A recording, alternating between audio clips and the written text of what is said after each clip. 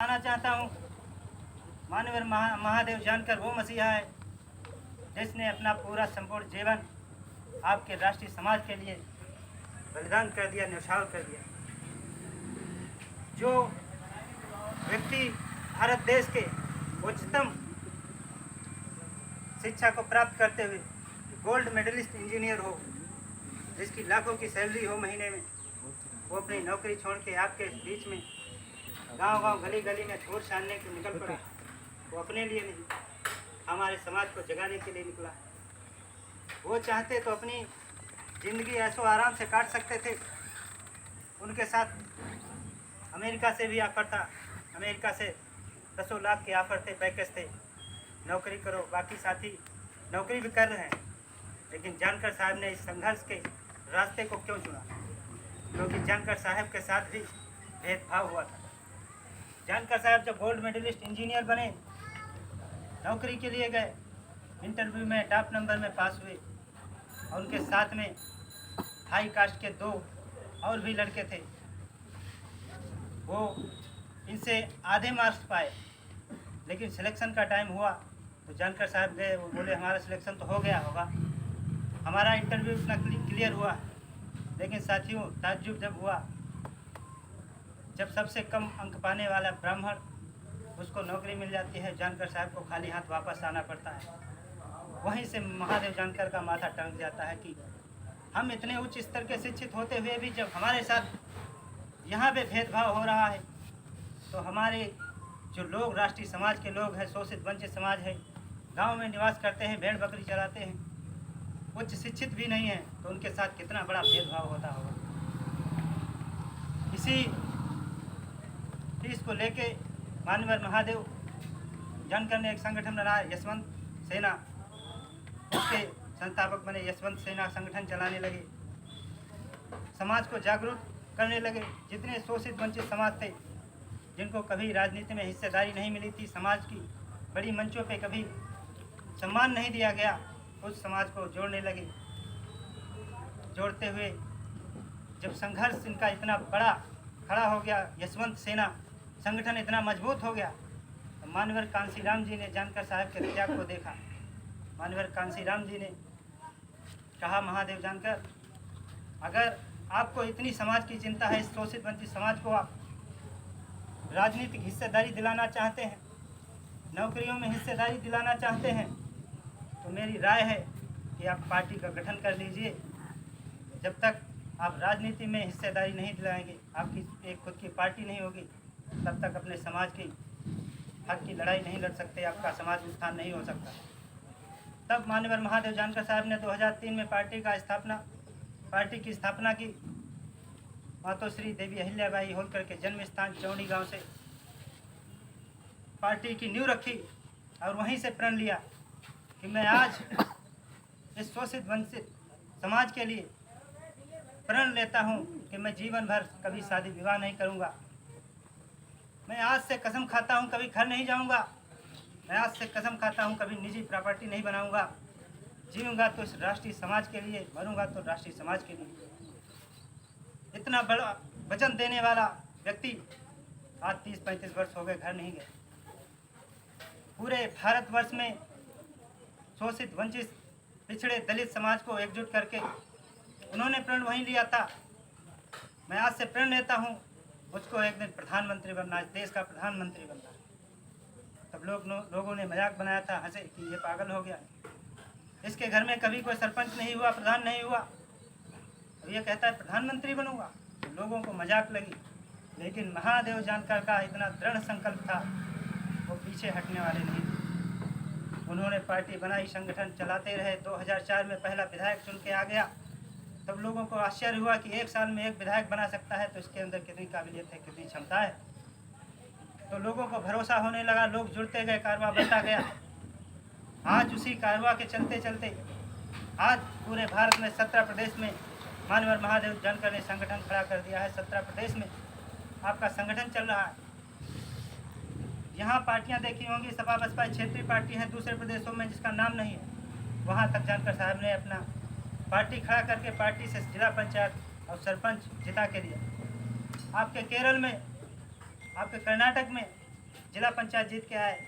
आपके गुजरात में अभी नगर पंचायत का चुनाव हुआ, 7 मेंबर चुन के आए, वहाँ पर सेकंड नंबर में राष्ट्रीय समाज पार्टी आई, भाजपा के बाद दूसरे नंबर पर आपका। तो साथियों, ये मत समझना कि कोई एकदम से बड़ा होके आता है। लोग कहते हैं अभी छोटी पार्टी है, कभी कभी गांव में मिल जाते हैं लोग, अभी 20 साल लग जाएंगे, अभी कुछ नहीं होने वाला इस पार्टी को। तो पार्टी बीजेपी भी पहले बहुत छोटी थी, 2 सांसद हुआ करते थे, तो कांग्रेस वाले मजाक उड़ाया करते थे सदन में। आज समय पलटा तो आप पूरा देश कांग्रेस का मजाक उड़ा रहा है और पूरे देश में भारतीय जनता पार्टी की सरकार है। तो साथियों, कोई लक्ष्य बड़ा नहीं, हारा वही जो लड़ा नहीं। तो लड़ने की काबिलियत बना लो, संघर्ष करने के लिए पीछे मत हटो, क्योंकि अगर संघर्ष आपका बड़ा होगा, आप बड़ा संघर्ष करेंगे तो उसका परिणाम भी बड़ा होगा, उसकी सफलता भी उतनी बड़ी मिलेगी। तो आज हम सब संघर्ष कर रहे हैं। आदरणीय बालकृष्ण लेंगरे साहब, जानकर साहब के शुरुआती दौर से संघर्ष करते आ रहे हैं, पूरे भारत में भ्रमण करते हैं। आज उसी का परिणाम है ये उत्तर प्रदेश के लखीमपुर जनपद के इस छोटे गांव में आए हैं। अगर जानकर साहब अपने मिशन से हट जाते तो हम सब इस जनपद तक आज नहीं पहुंचे होते। आज जनपद में नाम लिया जाता है, एक चिराग भी सही लेकिन जला है। तो आप सबको चाहिए इस चिराग को बुझने नहीं देना चाहिए। इस चिराग को चाहो तो सैलाब बना सकते हो। यही चिराग आप सबके संगठन, आप सबके सहयोग से एक बड़ी कामयाबी ला सकता है। शुरुआत सबको छोटे से करना पड़ता है। बच्चा छोटा होता है, धीरे धीरे चलना सीखता है, बोलना सीखता है, बड़ा होता है। इसी प्रकार हमारी पार्टी महाराष्ट्र से चली थी, महाराष्ट्र से गुजरात, कर्नाटक, केरल और राजस्थान, उत्तर प्रदेश तक, बिहार में हर जगह पहुंची है। जहां हमारी पार्टी गई है वहां पे रिजल्ट लेके आई है। जहां पे हमने प्रत्याशी उतारे हैं, प्रत्याशी पहली बार में जीत के आए। आपका समाज इतनी बाहुल्यता की संख्या में है उत्तर प्रदेश के अंदर। आप अगर केवल अपने समाज को ही संगठित कर लें तो उत्तर प्रदेश के अंदर आपकी पार्टी के बिना किसी की सरकार नहीं बनेगी। आप पहली बार में पूर्ण बहुमत में तो नहीं आ सकते, लेकिन इतनी ताकत आपकी होगी, उस पोजीशन पे आप होंगे कि आपके बिना किसी भी पार्टी की सरकार नहीं बनेगी। किसी न किसी पार्टी को आपको मिला के चलना पड़ेगा, आपका सहयोग लेना पड़ेगा। बिना आपके सहयोग से किसी की सरकार नहीं बनेगी। पहले आप इतना कर दीजिए, फिर 27 में देख लीजिए, इसका परिणाम आपको सामने नजर आएगा। 27 में आपकी बहुमत की सरकार भी बन सकती है। साथियों, इसलिए मैं बार बार कहता हूँ, गांव गांव में घूमता हूँ, लोग मजाक भी बनाते हैं। मैं शुरुआती दौर में जुड़ा था तो डॉक्टर साहब 2016 में हमारे साथ चले। आज जनपद की सभी 8 विधानसभाओं में हमारे कार्यकर्ता हैं। ऐसा नहीं केवल पाल ही, वर्मा जी हमारे गोला से बैठे हैं, इंजीनियर हैं, पढ़े लिखे हैं, राजनीति के मरबंग के। बैकवर्ड में यादव और वर्मा समाज से ज़्यादा कोई राजनीतिक नहीं होता। तो अगर वर्मा जी हमारे साथ आए हैं तो वर्मा जी को कहीं न कहीं भरोसा है कि हमारी पार्टी, हमारी विचारधारा, हमारे नेता अच्छे हैं, ये पार्टी एक ना एक दिन अपने मुकाम तक पहुंचेगी। क्योंकि जानकर साहब ने जिस प्रण को उस समय लिया था वो प्रण साकार हुआ। जानकर साहब कहते हैं मंत्री बनना बड़ी बात नहीं है। मंत्री तो बहुत बन गए समाज के, लेकिन समाज का उत्थान नहीं हुआ।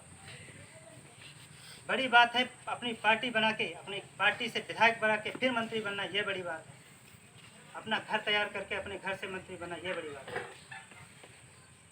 साथियों, आप सब किसी न किसी दल में जुड़े हैं, अच्छी बात है, लेकिन ये सोचना चाहिए, इतिहास गवाह है। मैं पूरे लखीमपुर की बात करूं तो 2.5 से 3 लाख संख्या आपकी पालों की है। ऐसी कोई विधानसभा नहीं है जिसमें 20,000 से कम, मिनिमम 20 से कम है ही नहीं किसी विधानसभा में संख्या। कहीं 40, 45, 50 हज़ार तक आपकी संख्या है। तो आपको अभी तक किसी पार्टियों ने टिकट क्यों नहीं दिया? आज़ादी से मैं बात करता हूँ, जब से देश को आज़ादी मिली, जब से चुनाव प्रारंभ हुए, आम चुनाव हुए, तब से लगा कर अब तक कोई बता दे जिले के अंदर किसी पाल को टिकट मिला हो विधानसभा में, किसी को लोकसभा में टिकट मिला हो, किसी को जिला पंचायत अध्यक्ष बनाया गया हो? नहीं बनाया गया। तो जिस पार्टी में हमारी हिस्सेदारी नहीं, हमारे समाज की हिस्सेदारी नहीं, उस पार्टी का झंडा ढोने से कोई फायदा नहीं। इसलिए उसके पीछे चलो जो तुम्हारे अधिकार की बात करे, जो तुम्हारे हक की लड़ाई लड़ने के लिए खुले मन से बोल सके, आपके लिए, आपके न्याय के लिए सड़क जाम कर सके, रोड पे धरना दे सके, ऐसी पार्टी के लिए आप काम करें। ऐसे नेताओं की काम ना करें जिनकी जुबान खुलने के लिए दूसरे का रिमोट कंट्रोल दूसरे के हाथ में। अगर उस पार्टी का राष्ट्रीय अध्यक्ष कहता है ऐसा बोलना है सदन में, तो वही बोलता है, जो फीड किया जाता है वही बोलता है। धनगर मुद्दा चला, किसी नेता, बड़े नेता ने धनगर का मुद्दा उठाया हो तो बताइए सदन में? नहीं उठाया। क्यों नहीं उठाया? क्योंकि वह दूसरे के मकान में रहने वाला किराएदार है। अगर मुद्दा उठाएंगे उनको बाहर कर दिया जाएगा। तो रिमोट कंट्रोल से चलने वाली सरकारों को हटाकर एक आत्मनिर्भर सरकार बनाने की कोशिश कीजिए और एक ईमानदार, त्याग की प्रतिमूर्ति महादेव जानकर जैसा नेता को आगे बढ़ाने की कोशिश कीजिए, ताकि इस शोषित वंचित समाज का उत्थान हो सके। साथियों, मैं ज़्यादा कुछ नहीं कहूँगा, क्योंकि हमको राष्ट्रीय स्तर के नेताओं को भी सुनना है। वो आपके बीच में अपनी बात रखेंगे, संगठन की बात रखेंगे, कैसे हम सबको विधानसभा में, लोकसभा में पहुंचाया जाए, कैसे हिस्सेदारी मिलेगी, उस सबको विस्तार से बताएंगे। साथियों, जय हिंद, जय भारत, जय राष्ट्रीय समाज पार्टी।